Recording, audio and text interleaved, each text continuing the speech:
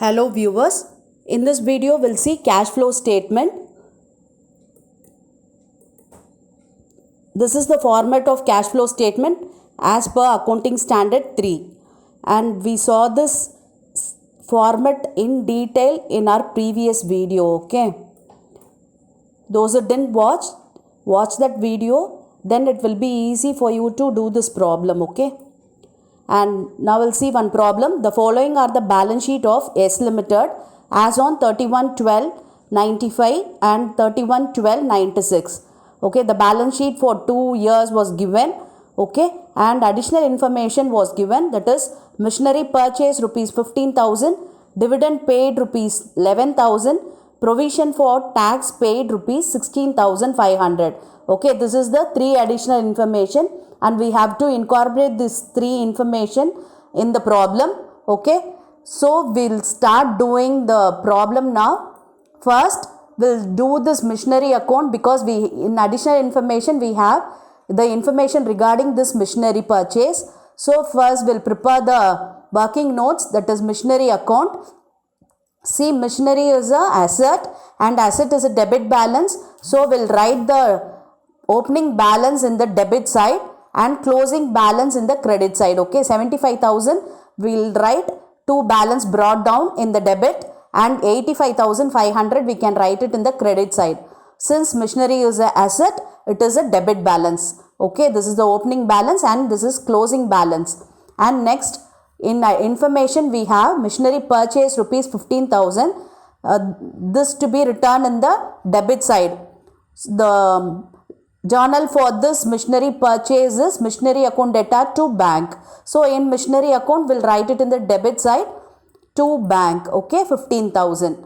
Okay, and then the credit side we have to write the balancing figure, that is nothing but the depreciation. Okay, and this depreciation is to be transferred to the operating activities. Cash flow statement operating activity. Okay, we'll write adjusted P&L. Okay, and this is the balancing figure. 4,500 is the depreciation of this machinery. Okay, and one more ledger we have to prepare, that is provision for tax paid.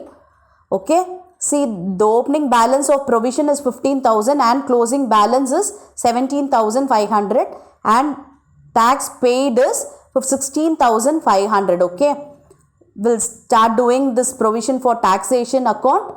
Okay, since this provision for taxation is the liability, it is the credit balance, so we'll write the opening balance of this provision in the credit side.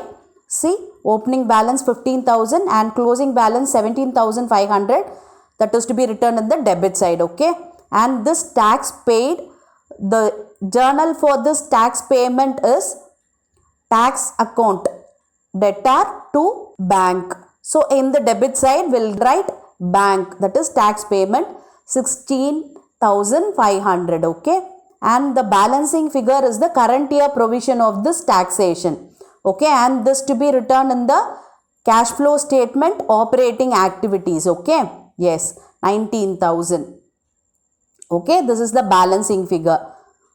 We have to write this in the cash flow statement operating activities. Okay, this is the 2 ledger we are supposed to prepare. And for dividend paid, we don't have the opening balance and closing balance of this dividend. If opening and closing was given, we have to prepare the ledger account for this dividend too. Okay, here it is simply given dividend paid 11,000, and this 11,000 is to be returned in the cash flow statement operating activities as well as in the financing activities. Okay, we'll see how to write that. Okay, while doing the problem you will come to know how to write. Okay, let's start doing the problem now. This is the working note.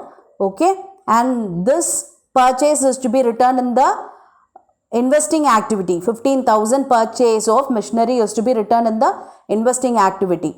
Okay, and this 2 thing will appear in the operating activity, that is current year provision for taxation and depreciation on machinery. Okay, let's start doing the problem. This is the first part of your cash flow statement, that is cash flow from operating activity. We have to write the closing balance of P&L account first. Okay, that is 15,300. Yes, and with this we have to subtract the opening balance, that is 15,250. Okay, if we subtract this, we'll get 50 rupees, that is the net profit. Okay, and with this net profit we have to adjust this reserve, okay, and tax, everything we have to do. First we'll start writing this reserve. See, 25,000 is the opening balance of reserve and 30,000 is the closing balance of reserve. So 5,000 is the transfer of reserve. Yes. Okay. And next one, we can write the dividend. That is 11,000. It is clearly given. I told you, no, this dividend is to be written in the operating activities. That 11,000 we have written here. And next, provision for taxation we have to write. See, provision for tax paid is 16,500. But we have to write the provision for taxation, that is 19,000. We found, no, that provision amount we have to write it here. Okay, this 19,000 is nothing but this provision 19,000 that we have written here, and this to be written at the end of this operating activity. Okay, yes. And next, if we add this, we'll get 35,050. This is the net profit before tax and extraordinary item.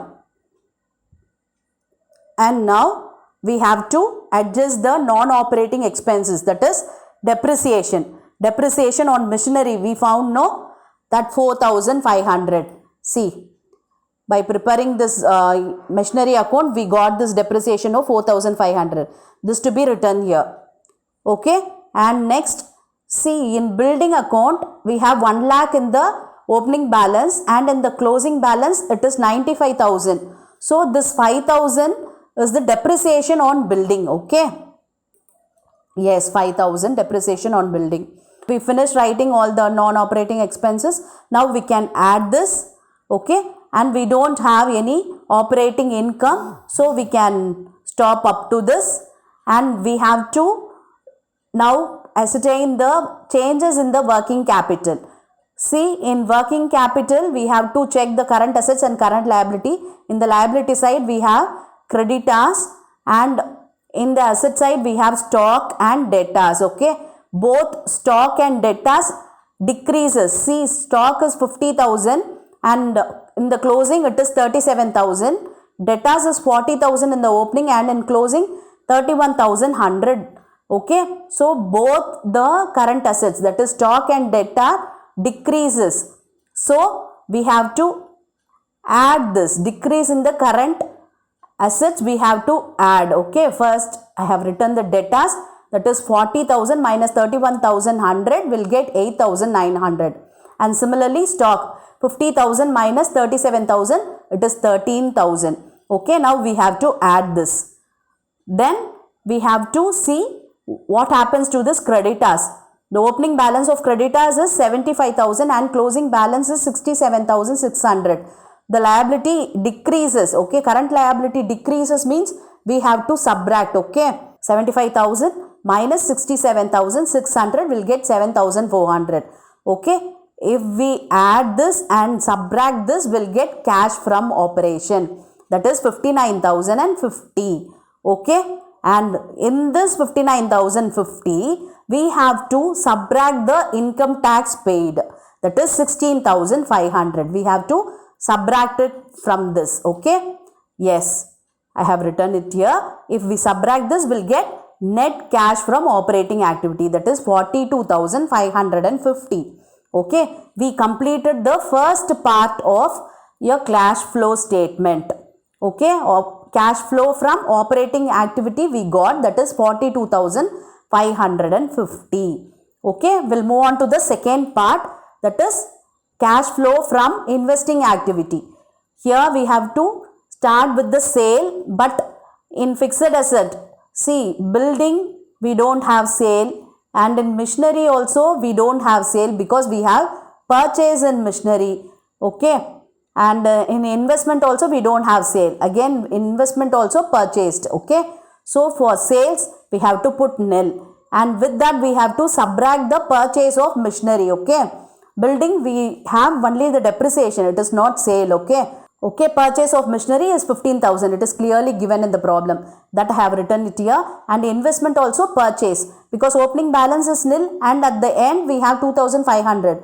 Then this shows there is a purchase of investment. Okay, so we have to add this 2, will get 17,500, but it is a negative figure because here we have to subtract this purchase from sales, no? So this is also minus and this is also minus, so we'll get minus 17,500. This is the second part of your cash flow statement.